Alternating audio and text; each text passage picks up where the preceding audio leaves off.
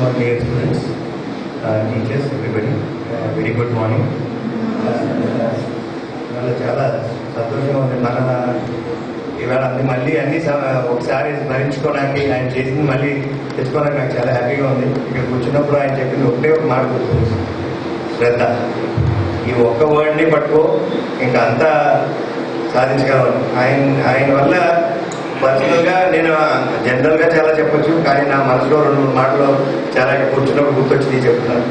Own family నేను చాలా సంవత్సరాలు పడ్డాను అమెరికా నుంచి కూడా. ఇక్కడ ఆయన దగ్గర వచ్చినప్పుడు మన ఒక విలువ మన దగ్గర ఉన్నా కూడా తెలియదంటారు.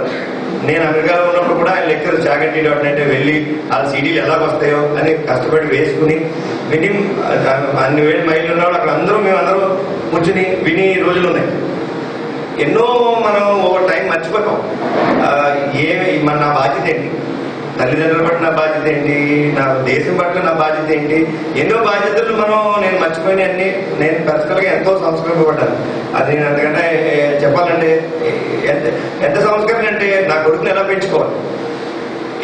ఎస్పెషల్లీ అమెరికాలో ఉన్నప్పుడు నాకు కొన్ని ఇవ్వండి, వాళ్ళే మంచి అంటారా మంది మంచిది అంటారా. నా కొడుకు అక్కడ ఉండగా అడిగినప్పుడు దానికి సమాధానాలు నాకు ఒకసారి ఎలా ఉండేయంటే ఇది ఎక్కువ చెప్తే అది తక్కువేమో అది తక్కువేమో ఇదేమో అని చాలా సందిగ్ధ పరిస్థితులు కొన్ని మన దాని మీద మనకే కొంచెం నామోషన్ ఫీలింగ్ వచ్చి మోడ్లు కూడా కొన్ని వాటికి ఆన్సర్లు ఉంది.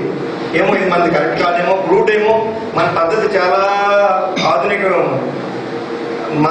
మన కల్చర్లో ఉన్న గౌరవం ఏంటో మళ్ళీ ఆయన ప్రవచనాల ద్వారా తలెత్తుకుని మనం as we are the ones who have started a culture and సంస్కారం ఇక్కడి నుంచి పుట్టింది భారతదేశం అన్నది మళ్ళీ పంచికట్టుకోవాలనుకోండి. ఇక్కడ ఇక్కడ వచ్చినప్పుడు నేను ఫీల్ అయ్యండి, కానీ అక్కడ అమెరికాలో మేము పంచులు కట్టుకుని గుళ్ళకి వెళ్ళిపోయాం. అక్కడ ఉన్నప్పుడు నాకు ఆ విలువ తెలిసింది ఇక్కడికి వచ్చాక. సో అలాగే మా అబ్బాయిని అడిగాను మొన్న ఒక రోజు, ఏంట్రా ఆయన ఎప్పుడు పెట్టుకున్నాను సడన్ గా ఒక రోజు వెలుగు పెట్టుకుంటాను.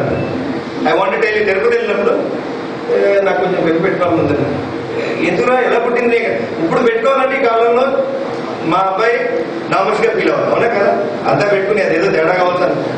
వాడిని అడిగారు ఎలా పెట్టుకున్నారంటే మన సంస్కృతి వారికి తెలిసింది, ఎక్కడ పుట్టిందన్నది నాకు తెలియదు. ఆయన ప్రవచనాలు వింటా ఉన్నాను, నాతో తీసుకెళ్ళిపోయేవాడిని. మన గౌరవం ఏంటో మన కల్చర్ ఏంటో మళ్ళీ ఒకసారి చేసేందుకు యాజ్ అ ఫ్యామిలీ నేను ఎంతో సంస్కృతపడ్డాను, ఎంతో రుణపడి ఉంటాను ఆయనకి. We are really really very fortunate.